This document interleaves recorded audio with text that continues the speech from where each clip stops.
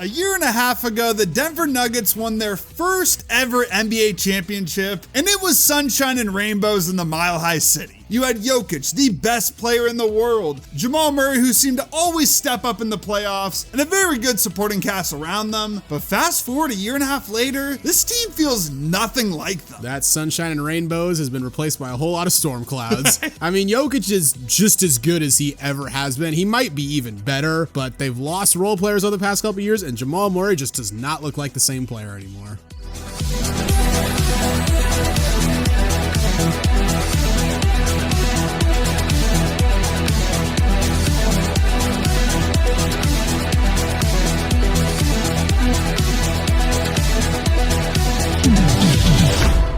Before we start talking about the struggling Denver Nuggets, please give the video a like, subscribe to the channel, and hit the notification bell so you never miss out on any new videos.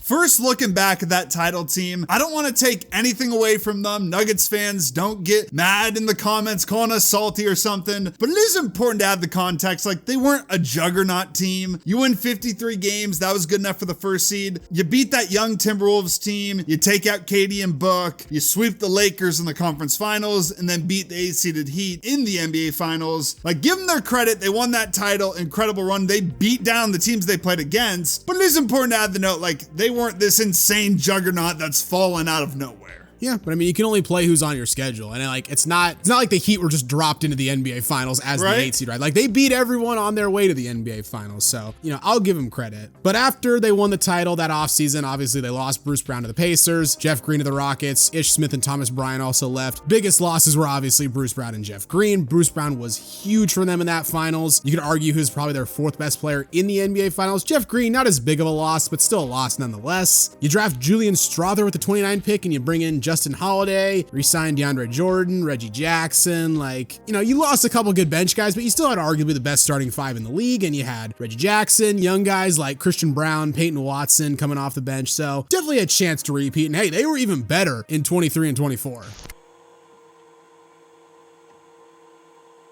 Yeah, you win 57 games, tied for the best record in the West. They got the 2nd seed because OKC got the tiebreaker. Jokic wins his 3rd MVP, kept his spot as the league's best player. Jamal Murray upped his scoring a bit. You did see a drop off in the bench production, but that was to be expected. Late in the season, though, I thought this team was gonna repeat. Like, they were the one team where it felt like they had no question marks because Boston, like, they were extremely dominant, but that was before Boston fully proved themselves. OKC was young. Dallas was still kind of like putting their team together from those trades at the trade deadline. So I felt confident in this team. They swept the Celtics in the regular season, take out the Lakers in the first round. Of course, as always, they beat down the Lakers. Jamal Murray hitting game winners. Twice. Yeah, twice on him, including that one in game 5 to end it. But then in the second round against the Timberwolves, they just choked that thing. Yeah, you lose both games at home to start the series. Then you win both games on the road, and you win game 5 at home. You get smashed in game 6, and then you have a 20-point lead in game 7 only to blow it. It is a little bit interesting that that's like the 2nd big lead that this Denver Nuggets team has blown into game 7. Lest we forget, they blew one to the Blazers in 2019. Yeah. I remember we were watching that game as like mid-second quarter down by 17. I genuinely considered turning the game off at that point, but stuck with it. We came back just like the Wolves came back. If they don't choke that game,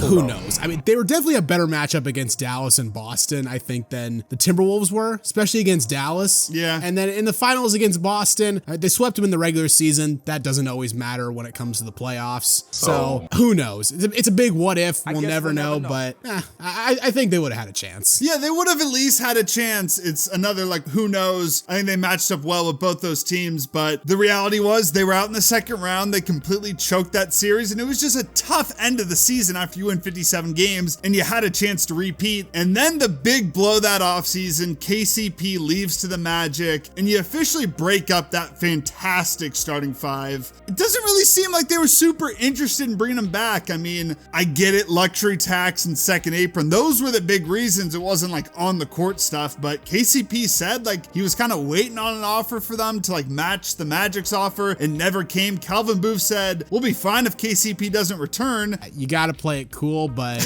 a little bit too cool. Yeah, that's a little too cool. Like, at least on the way, I'll be like, KCP is a great player, but like we have, don't just be like, him. We don't need him. I mean, I guess the idea is Christian Braun is this young player, kind of could play a similar role as this 3-and-D player. Brown's not as good as a shooter, but a little bit more versatile in offense, younger. But with him sliding into the starting lineup, you're losing more depth. So to bring in some depth, they signed Russ. That felt so desperate to me. Yeah, I get the logic because it's like, well, he came off the bench a lot for the Clippers. And, Russ, to his credit, was pretty good for the Clippers. With what they asked him to do, he fulfilled his role pretty well with the Clippers. But I fully agree with you. Bringing in Russ, I think it's a fine risk worth taking. Like, they just brought him in on a 1-year contract. If he's bad, trade him or cut him. But yeah, it was desperate. Only other notable player they signed was Dario Saric. Okay, I'm gonna hot take right here. Dario Saric is not a notable signing. No, he's not. Get out of here with that. And then you give Jamal Murray a big extension. He gets a 4-year, $208 million extension. Probably a big reason they couldn't re-sign KCP because they're paying him all this money. So going into this season, it felt like, they were gonna be in the thick of things in the West. At least that was the expectation, but they kind of lost their mantle as a tier 1 contender. I mean, I thought they'd be at the very least 4th seed in the West. I mean, I thought they were definitive top 4. It was OKC, Minnesota, Dallas, Denver for me. That was the top 4 in the West in some order.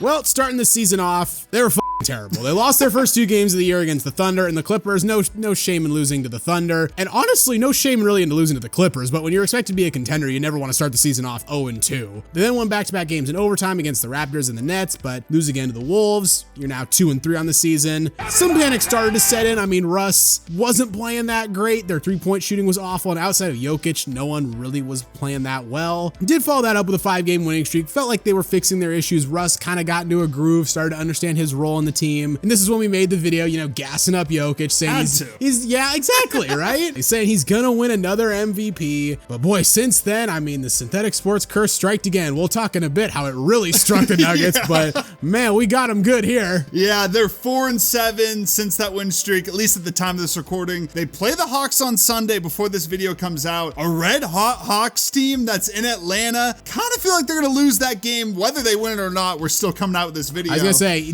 no matter what happens that game, what they did tonight got them this video. Yeah, we weren't able to fully watch this. We were tuning into that Oregon Penn State Big Ten championship game, but we just made a video on the Wizards. No win November, Washington Wizards, a 16-game losing streak. How good are we, right? We're something special. If you guys want us to talk about your team, let us know in the comments below. We can turn the damn season around. Generational run, right?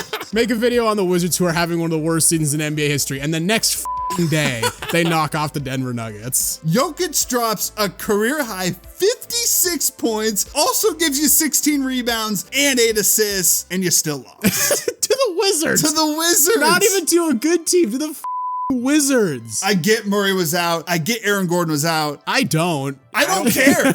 I do not care. And how do you fix this team? You're basically a 500 team. You might be 12-10 if they win against the Hawks. If not, you're legit 500. Murray's he kind of looks washed, which is weird. He's only 27. I know he's dealt with some injuries, but he's looked like he's lost a step this year. It's so weird because he looked better a couple years ago coming off the Achilles injury. Aaron Gordon, he's been a bit banged up. He's 29, still in his prime, but getting older. Bench absolutely sucks. The only teams with the worst bench are the Lakers, who, Rob Pelinka sucks at roster building. Yeah. And then the Knicks, who went all in on that starting 5. Yeah. Christian Braun and Julian Strawther are your only good young players, and to call them really good young players is a bit of a stretch. They're prospects. They're solid prospects, but they're never going to develop into stars. Yeah, Christian Braun more so than Strawther, but still, you're losing some future picks to the Magic, the Thunder. Calvin Booth and Michael Malone are apparently beefing. The on-off numbers with Jokic when he's on the court and off are just disgusting. Yeah. I mean, after the Nuggets lost earlier, I saw on Twitter, some people were comparing Jokic to Luka or Shea, saying Jokic gets passes when, Shea and Luka play well and their team loses. It's